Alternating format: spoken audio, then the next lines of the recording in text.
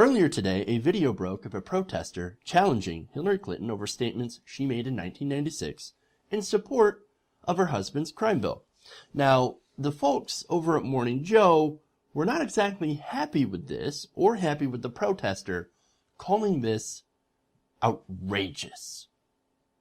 Watch. So she was being protested last night for saying 20 years ago, and I'm shocked and I'm horrified that she would say this. We have to bring drug cartels to heel. That's bad? Well, no, wait, hold on.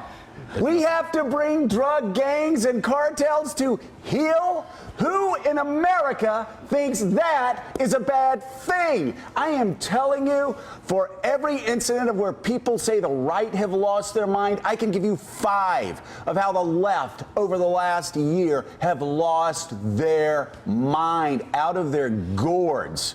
If Hillary Clinton is being attacked for saying, Willie, 19 years ago, we need to bring drug cartels and drug gangs to heel. You can support criminal justice reform, as I do. You can say there are 2 Americas when it comes to incarceration and how young black men especially are treated horrifically compared to young white men. But come on. They're digging deep for this. This is outrageous. Outrageous. They're digging deep. No, Joe, you don't get it, dude. No one here, no one is sticking up for drug cartels or drug gangs. Okay? What Hillary Clinton did is that she said young black men were super predators. That's it. That was it. That's what she said. And she apologized for that, and she came out with an article saying, look, man, I supported that once, then I saw the effects, and the effects were terrible. Now, I'm going to go through some of those later.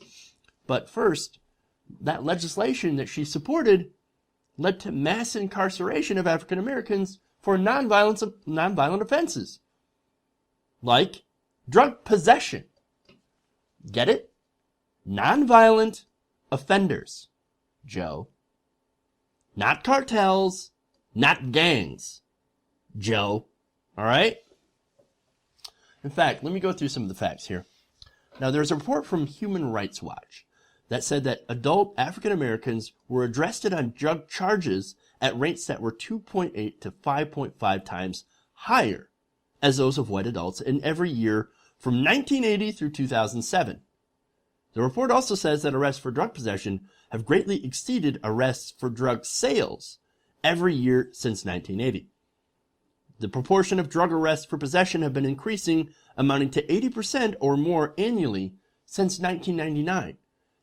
1999, 3 years after this tough on crime, tough on drugs legislation passed with the support of Hillary Clinton. This is possession. These are the people that Hillary Clinton lumped in as super predators. It's absolutely right to be challenging this and to be challenging that bill. Now, I have more stats. This comes from the NAACP. According to the NAACP, 5 times as many whites are using drugs as African Americans, yet African Americans are sent to prison for drug offenses at 10 times the rate of white people. African Americans represent 12% of the total population of drug users, but 38% of those arrested for drug offenses and 59% of those in state prison for a drug offense. And African Americans, and get this blew my mind. African Americans serve virtually as much time in prison for a drug offense, 58.7 months, as a white man or white person does for a violent offense. Compared 58.7% for or 58.7 months in prison for a drug offense versus a white person who does a violent crime that gets 61.7 months in prison. What the fuck? If you can't see that disparity, Joe, you're blind. But no, this is about the drug cartels. She was talking about the drug cartels. That's what it was. She wasn't talking about young black men who are nonviolent. No. She talked about the super predators, the young black super predators. Okay. Now, what are some contributing factors to these numbers? These are disastrous numbers. For one, inner city crime prompted by social and economic isolation. Now, that's a huge problem. Well, we know that's a huge problem. Even Joe knows that it's a huge problem.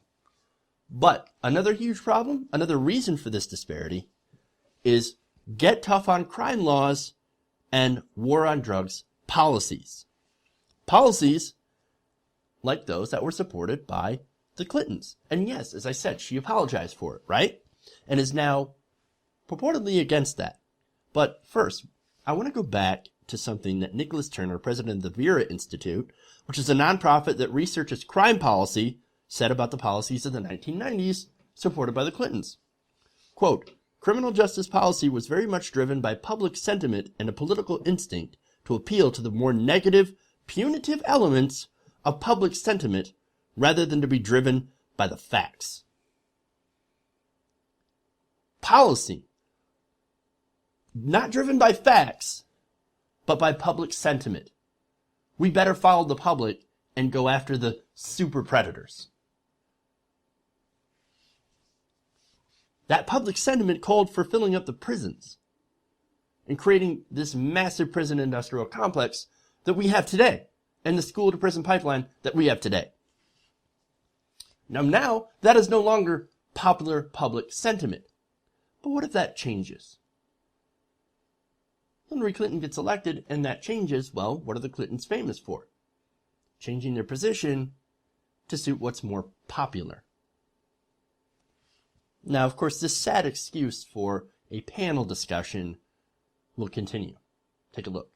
As I was watching that long soundbite from '96, I was waiting for the part where it became offensive in some way. I mean, I think what the protesters' concern was that Hillary Clinton wasn't talking about Pablo Escobar, but was talking about young African American men and women who are foot soldiers for him way down the line and who are being wrapped up. But again, that's not explaining it away. We want gangs off the street. But ask about those gangs in Chicago, Joe, Mike. The shootings, the deaths, the murders, little girls getting shot in their bed, grandmothers getting gunned little down. African American kids and Exactly. young African American Black teenagers. kids. Right. So look, I disagree with the young lady. I think maybe she doesn't have the historical context. She had every right to raise the issue. I wish Mrs. Clinton had handled that a little differently with her. But we forget there was a moment in the 80s and the 90s when a certain drug was spreading across urban and even some rural communities. We had the day with heroin. You had cocaine and crack cocaine. We had a massive and most crack of the people epidemic. being hurt the most by this were African Americans. Yeah. Now, there are a number of reasons: economic opportunity, education opportunity. And Mrs. Clinton said it well. We can deal with the reasons, but we have to stop them first. I didn't see anything offensive about in that comment. That clip was from 1996, as you just pointed out, at Keene State College in Keene, New Hampshire. Within the past few months, I believe the young boy's name was Laquan Martin, 9 years of age, I believe, shot to death in Chicago in an alley in a gang-related killing. Yeah. It's 2016. Which he was not a part of. He just got caught up in. You know what? Black lives do matter. Right. Black lives matter. Start protecting them and start putting these drug gangs at heel. Crush them in Chicago.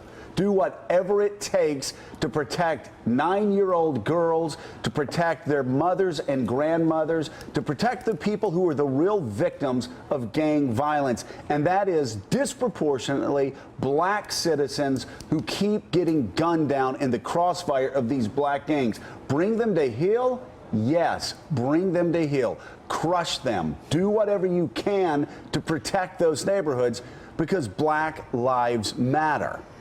And again, we're going to sit down with Hillary Clinton today in South Carolina for an interview that we will have for you tomorrow morning on Morning Joe. But no. It's all about Chicago. It's all about Chicago. You know, the best way to solve this problem, to bring these drug cartels, is you're worried about that. I'm worried about that. I don't like their drug cartels. I don't like their drug gangs. You know the best way to put them out of business is? Well, you take the power out of their hands by legalizing and regulating drugs. I just went through a whole bunch of stats earlier. that showed how African American communities had been devastated by mass incarceration for nonviolent drug offenses. Well, if you legalize and regulate drugs, you're going to solve that problem, and you might also solve the cartel and drug gang problems. You got to get rid of these tough on crime laws, treat addiction like a disease instead of a criminal activity, and you got to set up drug treatment centers, something that Portugal has successfully done. Not only have they reduced their mass incarceration, they've also reduced their drug use. They also saved money on policing by instead taking it out of law enforcement and putting it into drug treatment centers. They've saved money to do that. And once you've done all these things, you can then invest in those areas in the inner cities, and you can create opportunity. You can fund education. You can rebuild schools. You can hire teachers. You can fix that infrastructure. You do all that, you're going to bring in jobs. Look, this isn't a problem that can be solved by putting more people in prison. The drug dealers and violent criminals, sure. We all agree that those people should not be on the streets, right? But as I pointed out, most of these young black men in prison that she once called super predators are in there for possession and not violent crime. Now, maybe she meant the violent ones. Okay, violent ones, sure. But most of the people caught in that net are young African Americans that their only crime was having some marijuana or some crack. Okay? And that's the thing. And that's the issue, Joe.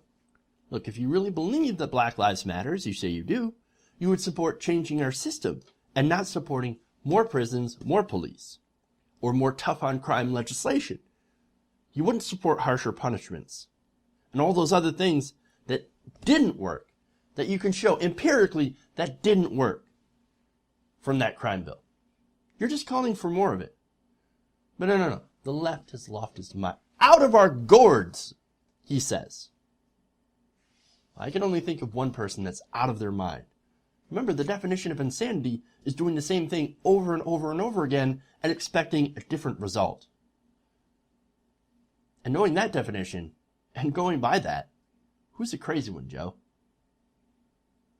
Who's the crazy one?